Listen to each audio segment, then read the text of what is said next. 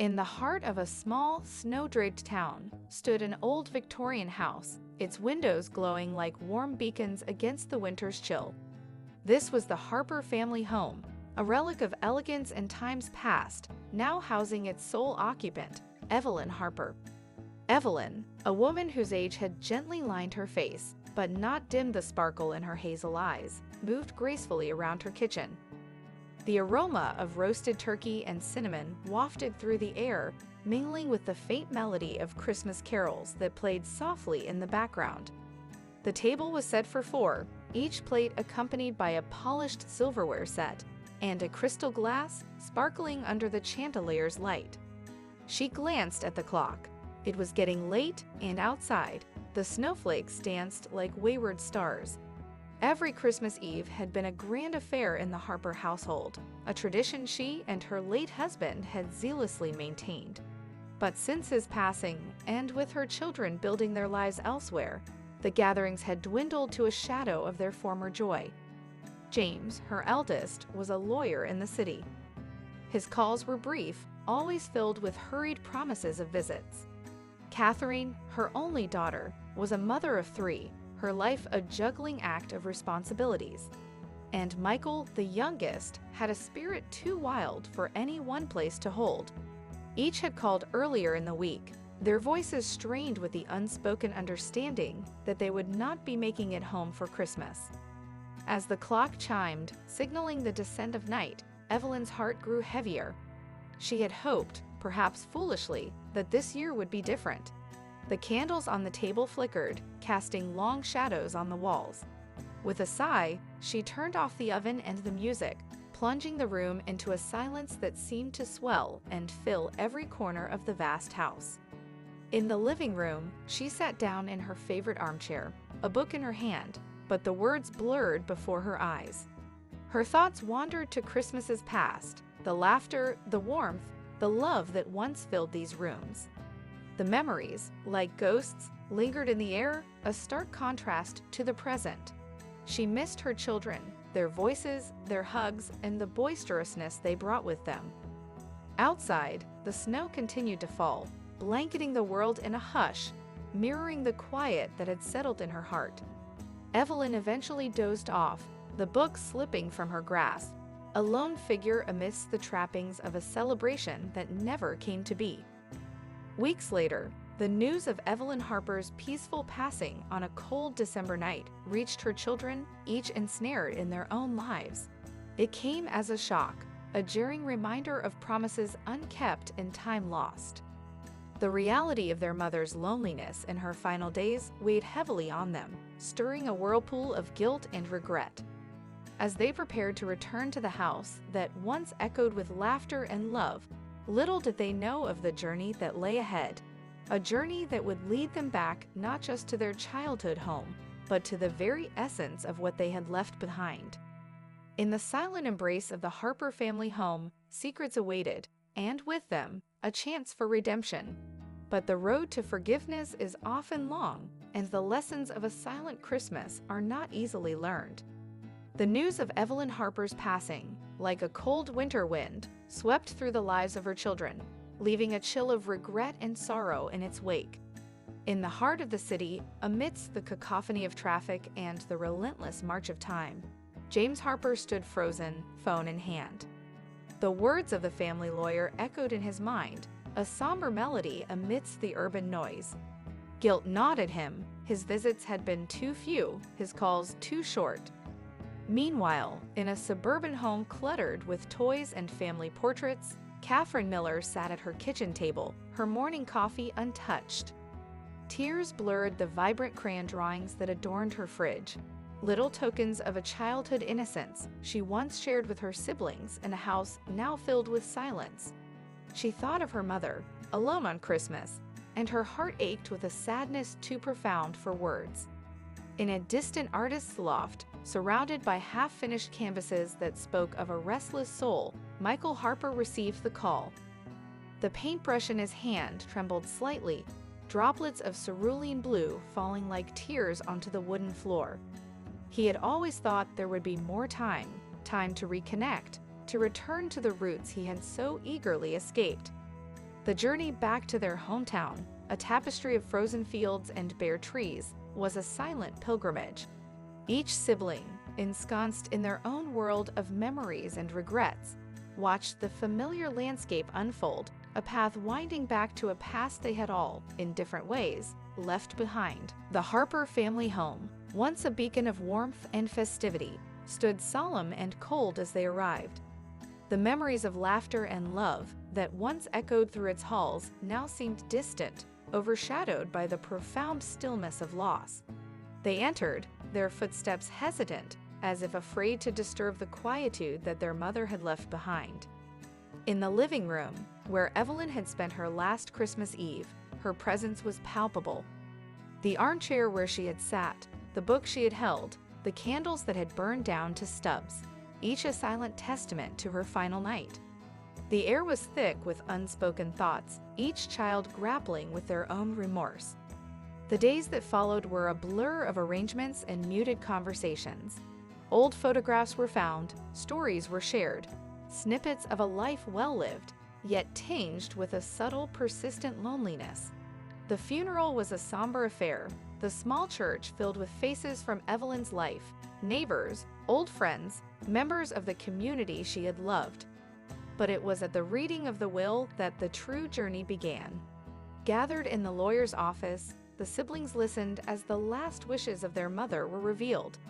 The will, an unassuming document, held a surprising stipulation, a final lesson from a mother who had always taught through love and now, even in death, sought to guide her children back to the essence of what truly mattered. Evelyn's voice seemed to echo through the room as the lawyer read out her wishes. She had not left them a fortune, but a path to redemption. James, Catherine, and Michael were to embark on tasks that were not just duties to be fulfilled, but journeys into their own souls and into the heart of the family they had once been. As they left the lawyer's office, the Harper siblings were not just heirs to a will, but bearers of a legacy that was about to take them on a journey of discovery, of forgiveness, and ultimately of love. The kind that Evelyn had nurtured in the home that now awaited their return. In the quiet streets of the town, as they made their way back to the house, there was a sense of something beginning, a story unfolding. The silent Christmas had passed, but its lessons were just starting to whisper through the branches of the Harper family tree. The Harper siblings sat in the stiff, formal chairs of the lawyer's office, a setting far removed from the warmth of their childhood home. The mahogany walls were lined with books, the air heavy with the scent of leather and age. It was a room that spoke of finality, of things ending, and in that moment, the finality of their mother's life pressed upon them with an inescapable weight. Mr. Thomas Langley, the Harper family lawyer for decades, cleared his throat, his expression a practiced blend of professionalism and sympathy. "Your mother left very specific instructions," he began, his voice steady. James, Catherine, and Michael exchanged uneasy glances, each bracing for what was to come. As you know, Evelyn was a woman of great character and wisdom. She believed in lessons, not just in words, but in actions. Mr. Langley opened the will, his hands slightly trembling, betraying the emotional weight of the moment. "The bulk of Evelyn Harper's estate," he read, "is to be placed in a trust. This trust is to be divided equally among James, Catherine, and Michael Harper under certain conditions." A pause hung in the air, thick with anticipation. "James," the lawyer continued, turning to the eldest, "you are required to take a 1-month leave from your law practice to volunteer at the local homeless shelter." James' eyes widened in disbelief. His career was his life. Stepping away, even for a month, seemed an insurmountable task. "Catherine," Mr. Langley turned to her, "you must enroll in and complete an art course at the community college." Cathy's heart fluttered. Art, a long-forgotten passion, suppressed under layers of motherhood and work. "And Michael," he concluded, "you are tasked with organizing a community Christmas event in this town, to be held this coming December." Michael's free spirit, so used to wandering, was now being called to root, to create something lasting. The lawyer closed the will, his gaze meeting each of theirs in turn. Evelyn believed you had lost touch with the true values of life. She hoped these tasks would guide you back. The room was silent, each sibling lost in their own whirlpool of emotions, disbelief, indignation, but underneath it all, a dawning realization. Their mother's last wish was not just a distribution of wealth. It was a final attempt to impart the lessons she held dear. As they left the office, the weight of their mother's expectations hung over them. The will was more than a document. It was a map to a treasure of sorts, one that promised something more valuable than money. James walked beside his siblings, his mind racing with thoughts of the shelter, of stepping into a world so different from the courtrooms and offices he was accustomed to. Catherine felt a flicker of excitement, a stirring of her old, buried love for art.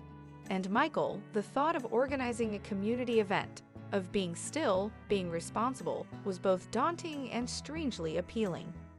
The will had set them on a path, a journey not just to fulfill their mother's last wishes, but to rediscover themselves and each other. As they walked through the streets of their childhood town, a sense of purpose began to take root, a realization that this was more than a task. It was a chance to reconnect with the parts of themselves they had lost in the hustle of life. Evelyn Harper's voice seemed to echo in the rustling leaves and the whispering winds, a mother's guiding hand, reaching out from beyond, leading her children back to a path they had strayed from. The reading of the will was not an end, but a beginning, a journey towards understanding, healing, and perhaps, in time, a true homecoming. James Harper, once the epitome of a high-powered attorney, found himself standing outside the downtown homeless shelter, his usual confidence replaced by a profound sense of uncertainty. The building, with its worn facade and welcoming light, seemed a world away from the sleek skyscrapers of his professional life. Taking a deep breath, he stepped inside, embarking on the first task set forth in his mother's will. The shelter was a bustling hub of activity, a stark contrast to the sterile quiet of his office. People moved about, some with a sense of purpose, others with a weariness that spoke of hard lives and harder times. James was introduced to Sarah, the shelter manager, a woman whose eyes sparkled with a mix of kindness and resolve. "You'll be helping with meal preparations and serving," Sarah explained, handing him an apron. "We're short-staffed, so every pair of hands helps." James, who had never so much as cooked a meal for himself, found himself chopping vegetables alongside volunteers who shared stories of their lives and the people they served. Each story was a thread in the tapestry of humanity, so different from the legal briefs and case files he was used to. As days turned into weeks, James's initial awkwardness gave way to a rhythm of service. He found himself looking forward to the smiles he could bring with a simple meal, the conversations shared over cups of coffee. The shelter guests, once faceless figures in his busy life, now had names and stories that touched his heart. One evening, as he handed out blankets, an elderly man named George thanked him with a nod, his eyes reflecting a lifetime of struggles. "You're Evelyn Harper's boy, aren't you?" he asked, a hint of recognition in his voice. Surprised, James sat down beside him. George spoke of a time years ago when Evelyn had helped him, a small act of kindness that had left a lasting impact. Listening to George, James saw his mother in a new light, not just as the woman who raised him, but as someone who had quietly touched so many lives. The time at the shelter transformed James. The world of courtroom battles and legal victories seemed distant and less fulfilling. He began to understand his mother's wisdom, the lesson she wanted him to learn, that true success wasn't in accolades or achievements, but in the lives one touched. As his time at the shelter drew to a close, James knew he had changed. The shelter's simple acts of kindness had opened his heart in ways he had never imagined. On his last day, Sarah thanked him, her eyes reflecting genuine appreciation. "Your mother would have been proud," she said softly. Walking back to his car, James felt a sense of peace. The shelter, a place he had entered with reluctance, had given him more than he could have anticipated. It had given him a glimpse of his mother's legacy, a legacy of compassion and humanity. He realized that the journey Evelyn had set him on was not just about fulfilling her will, it was about rediscovering his own. As he drove back to his life in the city, James knew he was taking a piece of his mother's spirit with him, a spirit that would now guide his path forward. Cathy Miller stood hesitantly outside the local community college, her hands tightly clutching a new set of paintbrushes. The building, brimming with youthful energy and creativity, felt like a portal to a past life, one where her dreams of being an artist hadn't yet succumbed to the pragmatism of adulthood. As she entered the art class, a wave of nostalgia washed over her. The room was a vibrant mess of easels, paints, and canvases, a stark contrast to the orderly chaos of her life as a mother and marketing executive. The instructor, a cheerful woman named Mrs. Green, greeted her warmly, guiding her to an empty easel by the window. The first few classes were a struggle. Cathy's hands, once confident and steady, now trembled with uncertainty. Her canvas remained starkly blank, mirroring the emptiness she felt. The other students, younger and seemingly carefree, painted with an ease that made her heart ache for the days when her own creativity flowed unimpeded. One afternoon, Mrs. Green set a still life arrangement for them to paint. As Cathy mixed her paints, the colors reminded her of her mother, Evelyn, the soft blues and greens of her favorite dress, the vibrant reds she loved in her garden. Her heart swelled with memories, and for the first time, her brush moved with purpose. With each stroke, Cathy felt layers of self-doubt and restraint peel away. The canvas came alive, not just with colors, but with her emotions, a blend of love, regret, and a newfound hope. Painting became a refuge, a time where she could lose herself in the tranquility of creating something beautiful. Weeks passed, and Cathy's skills flourished, but more importantly, so did her spirit.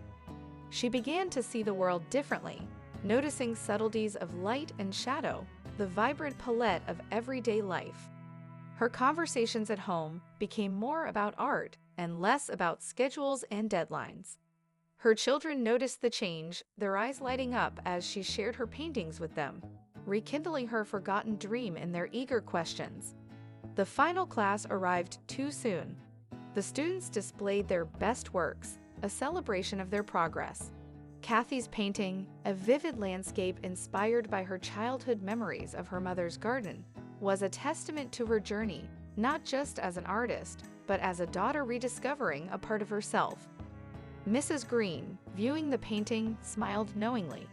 "You found your voice again," she said, her words a gentle affirmation. Cathy nodded, her eyes glistening with unshed tears.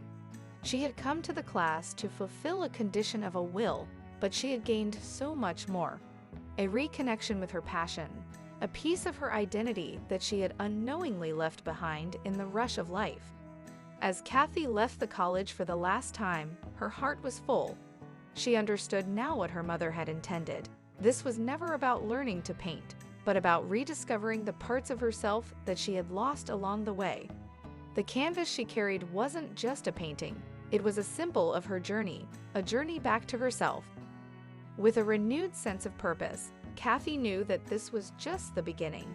Her mother's legacy was not in the art she created, but in the awakening of her soul, a gift that she would cherish and nurture for herself and for her children. Michael Harper, with his artist's eye and wanderer's heart, stood amidst the familiar streets of his childhood town, feeling an unusual mix of nostalgia and resistance. Tasked with organizing a community Christmas event, he felt out of his element, far removed from the carefree, nomadic lifestyle he was accustomed to. As Michael walked through the town, memories flooded back, the joyful Christmases of his youth, the warmth of the community, and the ever-present absence he had felt since leaving. His mother, Evelyn, had always been the anchor, her love a constant amidst his restless tides. The task seemed daunting. Michael, used to the solitary nature of his work, now had to engage with a community he'd long left behind. His first attempts at organizing the event were clumsy, met with polite smiles but little enthusiasm. The town had changed, and so had he. The connection he once had seemed lost in the years of absence. Determined, Michael sought advice from Mrs. Jenkins, the elderly librarian who had known his family for years. Her eyes sparkled with wisdom as she listened to his plight. "Start with what you know," she advised. "Your art. Your mother loved this town, and she loved Christmas. Combine those, and you'll find your way." Inspired, Michael decided to create a series of murals around town, each depicting a scene of Christmas, infused with memories of his mother. He enlisted local artists and volunteers, their initial skepticism fading as they saw his passion and talent. As the project progressed, the town began to buzz with excitement. People of all ages came to watch the murals take shape, sharing their own stories of Evelyn and the Christmases past. Michael found himself at the heart of these stories, his art a bridge reconnecting him to the community he had once known. The process was transformative. Each brushstroke was a meditation, a reconciliation of his past and present. He heard laughter and joy in the streets, a harmony of the community's spirit that his mother had cherished. In the faces of the townspeople, he saw reflections of his family, the love, the warmth, the sense of belonging. The night of the event arrived, the town square aglow with lights, the murals a vibrant backdrop to the festivities. Michael stood amidst the crowd, no longer an outsider, but a part of this tapestry of community and tradition. Children sang carols, families shared stories, and the air was filled with a magic that he had long forgotten. As the evening drew to a close, Michael realized the true extent of his mother's wisdom. This task wasn't just about organizing an event. It was about rediscovering his roots, understanding the value of community, and the joy of belonging. In bringing the town together, he had found a piece of himself he hadn't realized was lost. Looking at the smiling faces around him, Michael felt a deep sense of fulfillment and peace. He had honored his mother's memory, not just in the murals or the event, but in rekindling the spirit of community she had loved. The journey had brought him full circle, back to the heart of his family and the town that had shaped him. As the night ended, Michael knew that while he might resume his travels, he would always carry a part of this town with him. Evelyn's legacy was not just in the love she had given her children, but in the lessons she had imparted. Lessons of belonging, love, and the enduring power of community. As autumn faded and winter's chill crept over the quaint town, the Harper siblings found themselves drawn together in their childhood home, a place echoing with memories and the silent presence of their late mother, Evelyn. The tasks set by her had not only reshaped their individual lives, but also subtly stitched the frayed edges of their bond as a family. James, once so immersed in his work, now carried a softer, more reflective demeanor. His time at the homeless shelter had peeled back layers of ambition and pride, revealing a compassionate heart that had long been overshadowed by his professional persona. In the quiet evenings, he would often share stories of the people he met, each one a thread in the rich tapestry of humanity he had learned to appreciate anew. Cathy, her soul reignited by the colors and strokes of her newfound passion for painting, brought a vibrancy back into the family home. Her artworks, inspired by memories of their mother and the beauty of everyday life, adorned the walls of the house, transforming it into a gallery of emotions and memories. Her laughter, once a rare sound, now filled the rooms, infecting her brothers with its melody. Michael, the wanderer, had found a new sense of purpose in the community spirit. His murals had become local landmarks, celebrated symbols of the town's unity and joy. He spoke passionately about his plans to create more art in the town, a desire to contribute and belong that he had never expressed before. The tasks had unwittingly brought the siblings into a closer orbit, their shared experiences becoming the foundation of renewed conversations and understanding. Old grievances and misunderstandings, once barriers, now seemed trivial in the light of their shared journey of self-discovery. As Christmas approached, the Harpers decided to recreate the festive celebration their mother had so lovingly prepared each year. The house buzzed with activity as they decorated, cooked, and laughed together, each moment a tribute to Evelyn's enduring influence. On Christmas Eve, they gathered around the dining table, the room aglow with candlelight and warmth. James proposed a toast, his voice tinged with emotion. To Mom, who taught us that the greatest gifts aren't wrapped in paper, but found in the love we share and the lives we touch. Tears and smiles mingled freely as they shared memories of past Christmases, each anecdote a precious gem unearthed from the depths of their hearts. They spoke of Evelyn, her kindness, her wisdom, and her undying love for them. In these stories, she lived again, her spirit enveloping them in an embrace of warmth and love. Later, as they sat in the living room, the tree twinkling in the corner, a sense of peace settled over the Harper siblings. They had come a long way from the estranged and preoccupied individuals they had been. Evelyn's will, initially a source of bewilderment, had proven to be her final, most precious gift, the gift of family, of understanding, and of unconditional love. As they shared this silent night, a bond, stronger and deeper than ever before, united them. They realized that their mother's legacy was not just in the tasks she had set for them, but in the lessons of compassion, passion, and community she had imparted. Evelyn Harper had not just left them an inheritance. She had given them a treasure far more valuable, the bonds they built, the love they rediscovered, and the family they became. In that moment, they knew that no matter where life took them, they would always have a home, a sanctuary bound by the love of a mother whose spirit would forever be the heart of their family. The final meeting at the lawyer's office was not what the Harper siblings had anticipated. The room, once a place of somber revelations, now held an air of serene closure. The lawyer, Mr. Davidson, greeted them with a knowing smile, aware of the profound journey they had undergone. As you have all completed the tasks set forth in your mother's will, Mr. Davidson began, his tone soft yet resonant, it's time to discuss the final disposition of the estate. The siblings exchanged glances, each carrying a mix of curiosity and apprehension. The journey thus far had taught them that Evelyn's intentions were always layered with deeper meanings. Mr. Davidson opened the folder before him. Evelyn Harper was a remarkable woman, not just in her life, but even in her passing. She understood something vital, the true value of a legacy. He paused, allowing his words to sink in. Evelyn chose to donate the majority of her fortune to various charities, organizations that support the arts, homeless shelters, and community projects. Her wealth will continue to enrich lives, just as she did. The room was silent, the revelation sinking in. There was no fortune waiting for them, no financial windfall. Yet the absence of surprise in their expressions was telling. The journey they had embarked upon had already bestowed upon them riches of a different kind. However, Mr. Davidson continued, Evelyn did leave something for each of you. He handed them each a sealed envelope. She wrote these letters in her final days, one for each of you. The crackle of the envelope's opening echoed in the room.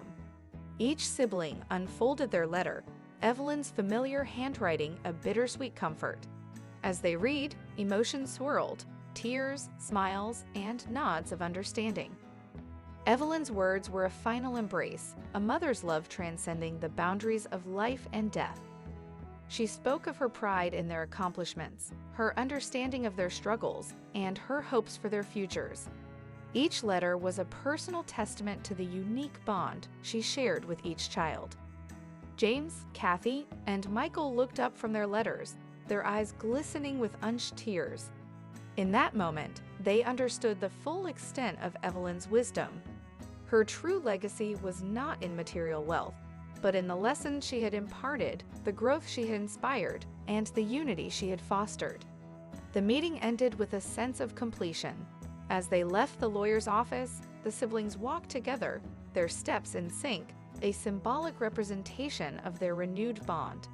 They decided to have lunch at their mother's favorite cafe, a place brimming with memories. Over coffee and sandwiches, they spoke of the future. James talked about continuing his volunteer work. Cathy shared her plans to hold an art exhibition, and Michael expressed his desire to teach art to children in the community. Evelyn's influence was evident in each aspiration. As the year rolled on, the Harper siblings kept the spirit of their mother alive. The family home became a hub of gatherings, laughter, and shared dreams. They honored Evelyn's memory not just in words, but in actions, living the values she had instilled in them. The Harpers celebrating another Christmas in their family home. The house is filled with the joyous cacophony of extended family, friends, and laughter, a testament to Evelyn Harper's enduring legacy. Her portrait hangs in the living room, her eyes twinkling, as if sharing in the joy. The story ends with the siblings raising a toast, their voices united to Mom, the architect of our true legacy. In this heartwarming conclusion, Evelyn Harper's legacy is revealed in its fullest, not a fortune in currency, but a wealth in love, unity, and the transformative power of selfless acts. Her children, once lost in their individual worlds, now stand together, a family reborn, living embodiments of their mother's greatest hopes and dreams.